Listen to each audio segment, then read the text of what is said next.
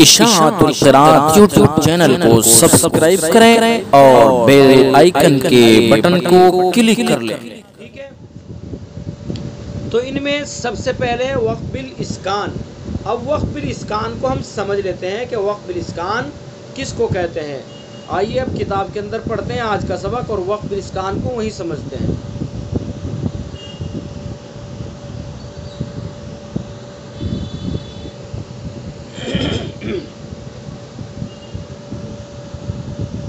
یہ لیجئے، وقف بالاسکان، کلمے کے آخری حرف کو اس طرح ساکن کیا جائے کہ نہ تو اس کی حرکت کا کوئی حصہ ادا کیا جائے اور نہ اس کی حرکت کی طرف ہونٹوں سے اشارہ کیا جائے۔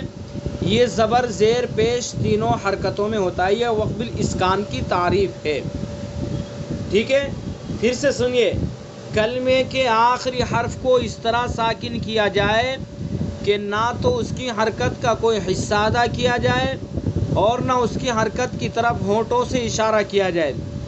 سمپل سی بات ہے کہ کلمے کا جو آخری حرف ہے اس کے اوپر زبر، زیر، پیش تینوں حرکتوں میں سے کوئی بھی حرکت ہو تو اس کو ساکن کر دیا جائے، بس یہ سمپل سی بات ہے۔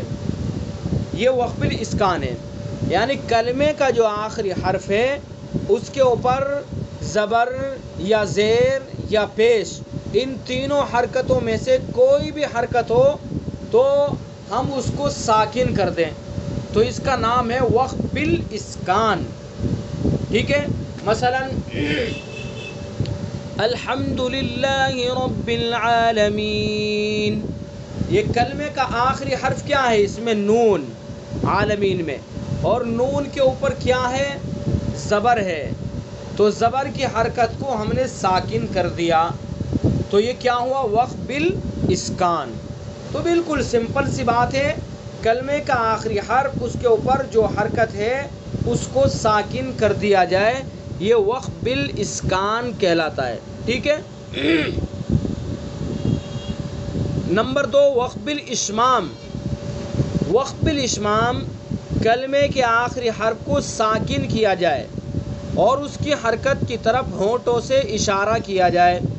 یہ صرف پیش میں ہوتا ہے، چونکہ پیش ہی جو حرکت ہے اسی حرکت پر ہونٹوں سے اشارہ کیا جا سکتا ہے۔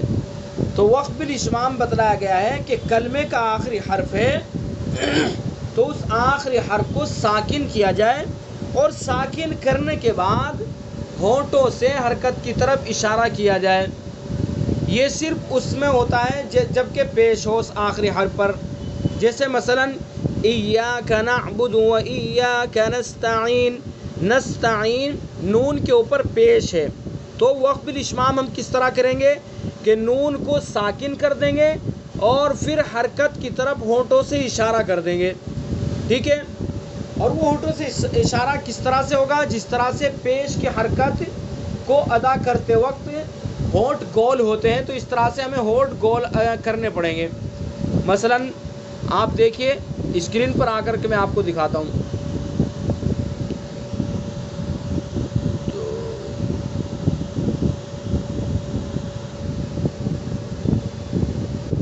ایاک نعبد و ایاک نستعین، نستعین نون کا جو کلمے کا آخری حرف ہے نون اس کے اوپر پیش ہے، تو ہمیں وقف بالاشمام کرنے کے لیے کیا کرنا پڑے گا؟ ہم اس کو ساکن کر دیں گے اور ساکن کرنے کے بعد ہونٹوں سے اشارہ کریں گے، یعنی جس طرح سے پیش کی حرکت کو ادا کرتے وقت ہونٹ گول ہوں گے نا، تو اس طرح سے بس اشارہ کریں گے، جیسے ہونٹ گول ہوتے ہیں پیش کو ادا کرتے وقت، جیسے نون پیش نو، یہ نو، نون پیش نو، نو جو کلم جو ہونٹ گول ہو رہے ہیں، تو ہمیں وقف بالاشمام کو کرنے کے لیے ہمیں اس آخری حرف کو ساکن کرنا پڑے گا اور پھر ساکن کرنے کے بعد صرف ہونٹوں سے اشارہ کریں گے۔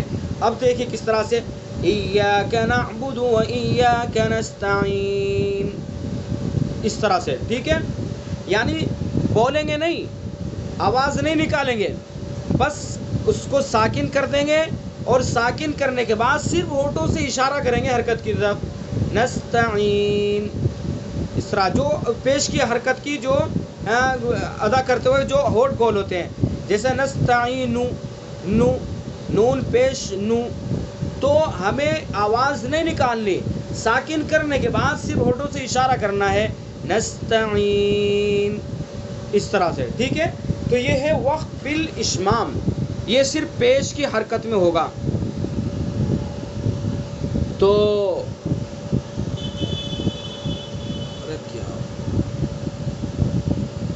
وقف بالاشمام کلمے کے آخری حرف کو ساکن کیا جائے اور ساکن کرنے کے بعد ہونٹوں سے حرکت کی طرف اشارہ کیا جائے، تو یہ ہے وقف بالاشمام، یہ صرف پیش میں ہوتا ہے۔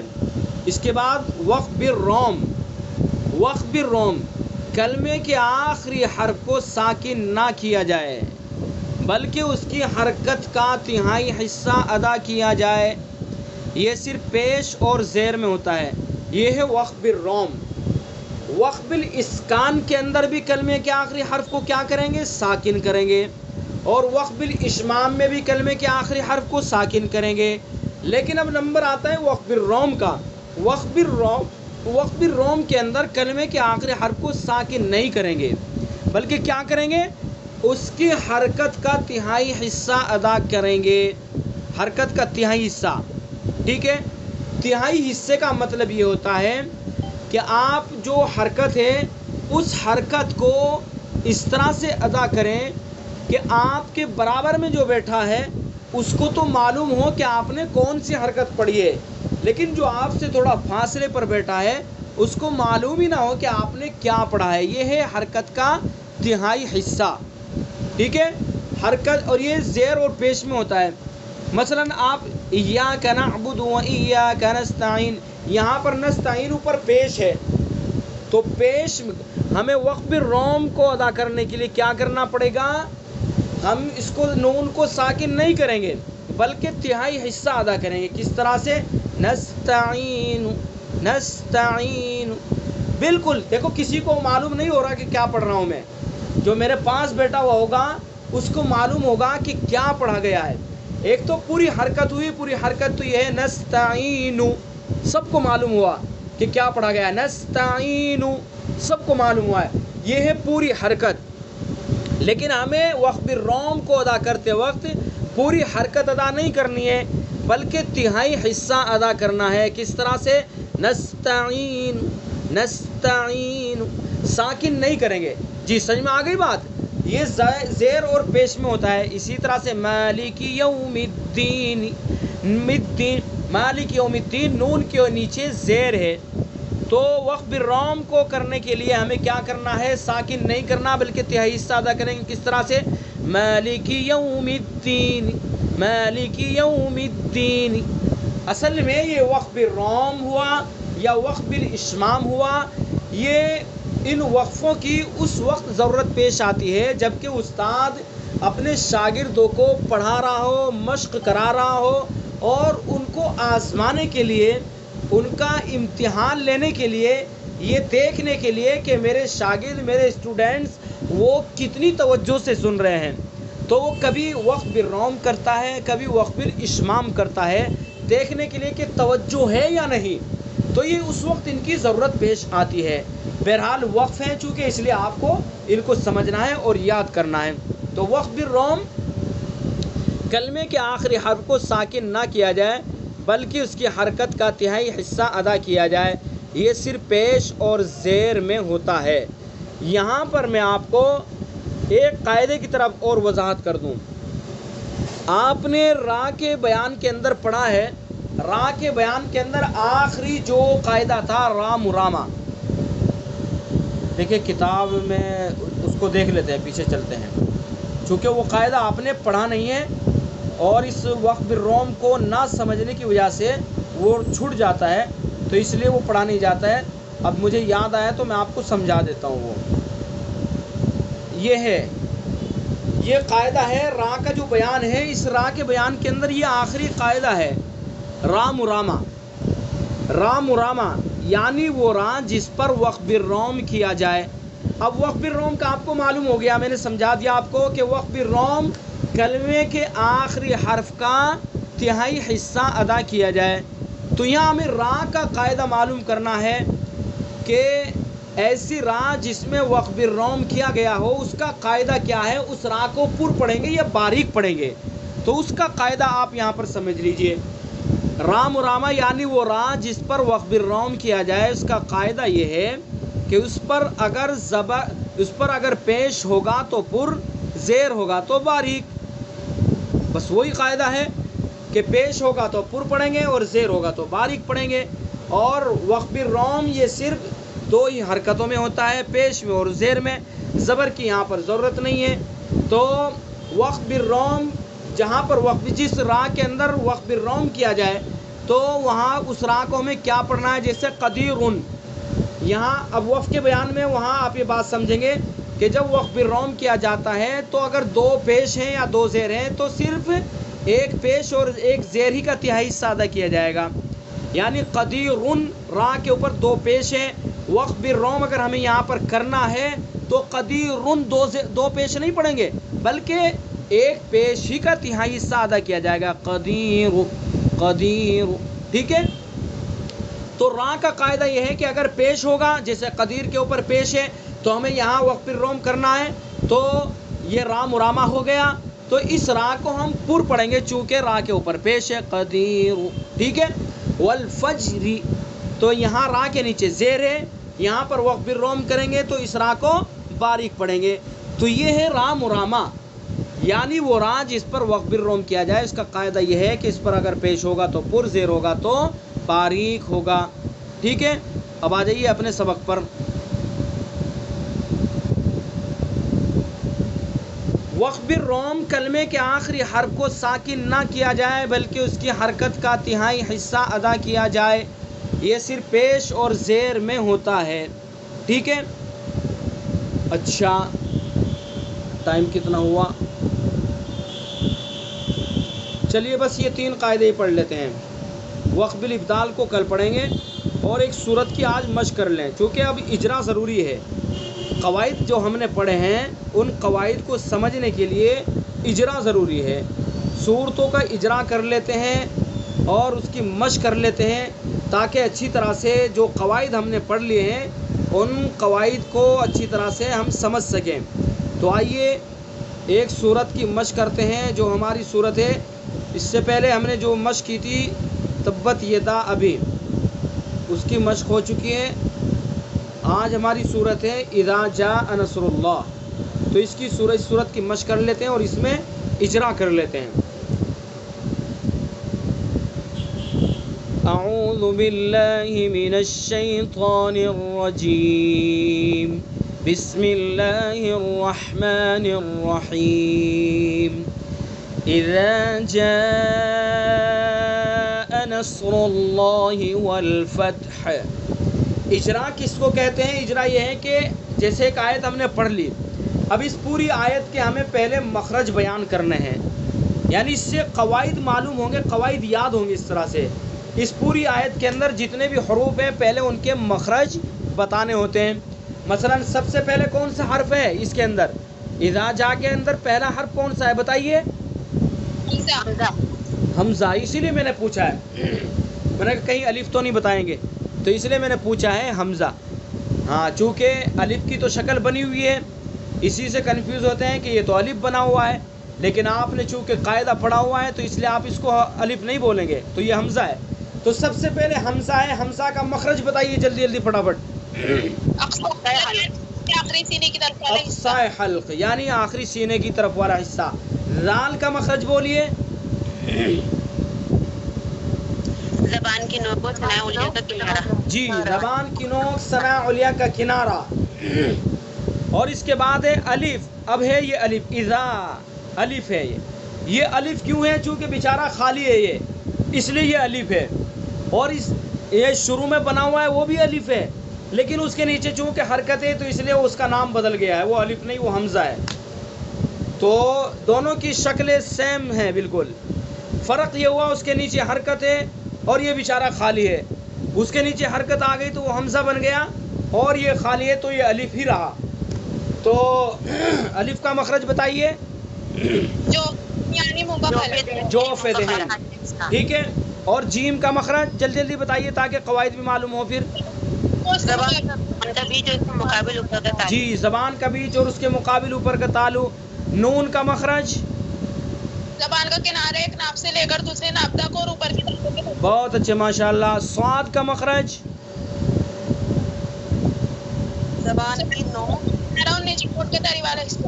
صاد زبان کی نوک ثنا سفلا کا کنارہ اور کچھ اتصال ثنا علیا سے. دیکھیں میں آپ کو بتلا دوں, آپ کو اس طرح سے ان صورتوں کا اجرا کرنا ہے. جلدی جلدی اس طرح سے ان کے پہلے مخرج بتانے ہیں.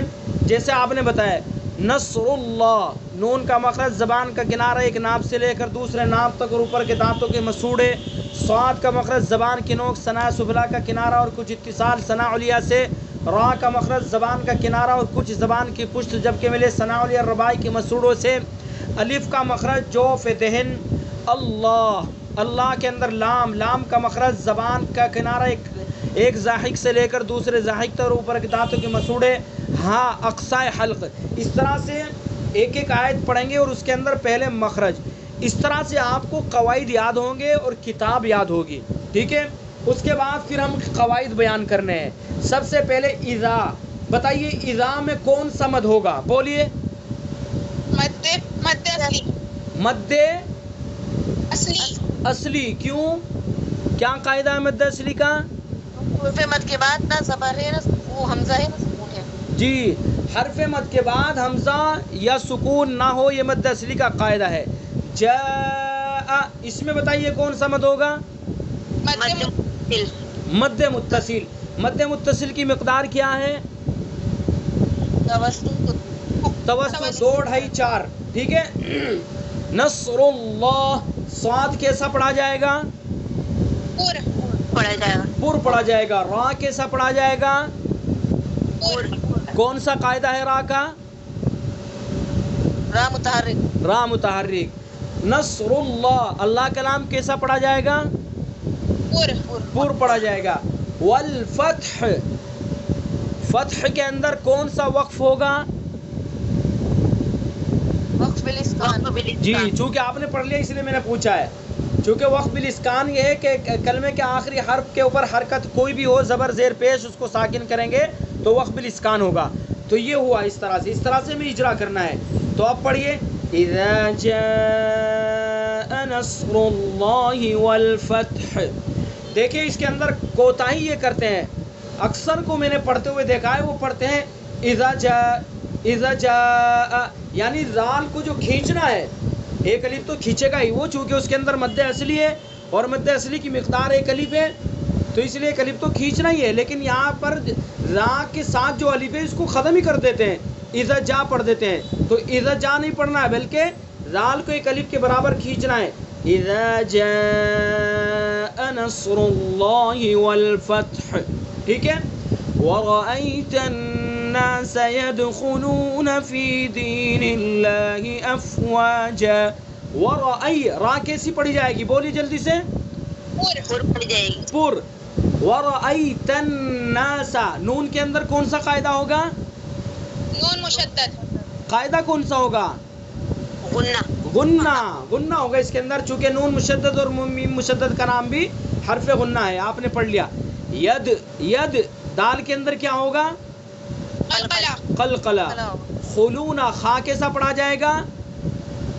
پر پڑھا جائے گا. فی دین اللہ, دین اللہ, نلہ کا لام کیسا پڑھا جائے گا؟ اللہ کا لام باریک پڑھا جائے گا. افواجا, اس کے اندر وقف, چلو یہ چونکہ آپ نے وقف نہیں پڑھا اس لیے نہیں پوچھتا میں. فسبح بحمد ربک واستغفر. فسبح, دھیان سے پڑھنا ہے دونوں ہاں کو, یعنی فسبح ہاں کو توجہ سے نکالنا ہے. بحمد, یہاں ہم جب پڑھتے ہیں تو جلدی میں ہاں کو حذف کر جاتے ہیں. کس طرح پڑھتے ہیں؟ فسبح بحمد ربک, فسبح بحمد, یعنی ہاں کا پتہ نہیں چلتا ہے. تو حرف کو اگر ہم نے گھٹا دیا لہن جلی غلطی ہو جائے گی. لہن جلی بڑی غلطی ہوتی ہے. جو لوگ اصول التجوید حصہ دوم پڑھ رہے ہیں انہوں نے اس غلطی کو پڑھ لیا ہے اور انہوں نے اس کا حکم بھی پڑھ لیا ہے کہ لہن جلی میں قرآن پڑھنا اور سننا دونوں حرام ہے. تو اگر ہم نے پڑھ دیا فسبح بحمد, ہاں کو حذف کر دیا, کھا لیا, تو یہ لہن جلی غلطی ہو جائے گی. تو اس لیے کسی حرف کو نہ گھٹانا ہے نہ بڑھانا ہے. فسبح بحمد ربک واستغفر. واستغفر کی راہ بتائیے کیسی ہوگی؟ باریک ہوگی. انہ کان توابا. ٹھیک ہے، تو ایک مرتبہ پھر پڑھو. اس طرح سے آپ کو اس کی مشق کرنی ہے، اور قرآن کو پڑھنے میں تھوڑی خوش الحانی بھی پیدا کرنے کی کوشش کرنی ہے. اس لیے کہ خوش الحانی کے ساتھ قرآن پڑھنا یہ بھی بہت ہی زیادہ پسندیدہ ہے. تو بلکہ ایک جگہ تو اللہ کے نبی صلی اللہ علیہ وسلم نے ارشاد فرمایا کہ من لم یتغنى لیس منا من لم یتغنى بالقرآن، کہ جو قرآن پاک کو خوش الحانی کے ساتھ نہ پڑھے وہ ہم میں سے نہیں ہے. اتنی بڑی بات کہہ دی ہے اللہ کے نبی صلی اللہ علیہ وسلم نے. اس لیے خوش الحانی کی طرف بھی توجہ دینی چاہیے، اور توجہ دینے سے، مشق کرنے سے، دھیان سے پڑھنے سے کچھ بھی حاصل کیا جا سکتا ہے. تو ایک مرتبہ میں پھر پڑھتا ہوں، آپ اس طرح سے پڑھنے کی کوشش کریں اور ان تمام قواعد کو اپنے ذہن نشین کریں. بسم اللہ الرحمن الرحیم. اذا جاء نصر اللہ والفتح ورأيت الناس يدخلون في دين الله أفواجا فسبح بحمد ربك واستغفره إنه كان توابا صدق الله العظيم. تو یہ رہا آپ کا سبق، اس کو آپ یاد کر لیں. جو قواعد آپ کو بتلائے گئے ہیں، وقف بالاسکان، وقف بالاشمام، وقف بالروم، ان کو اچھی طرح سے یاد کر لیں. اس صورت کی مشق کر لیں، اور صورت کو مشق کرانے کا مقصد یہ ہے تاکہ جو قواعد آپ نے پڑھے ہیں ان قواعد پر عمل کیا جائے، پریکٹیکل میں ان کو لایا جائے. ٹھیک ہے، اور جب تک ان قواعد کے مطابق قرآن نہیں پڑھیں گے تو فائدہ حاصل نہیں ہوگا اور قواعد یاد نہیں ہوں گے. تو اس لیے دھیان سے، توجہ سے آپ ان قواعد کو پڑھیں اور صورتوں کی مشق کرتے رہیں. تو آج کا سبق یہیں پر ختم کرتے ہیں. السلام علیکم ورحمۃ اللہ وبرکاتہ.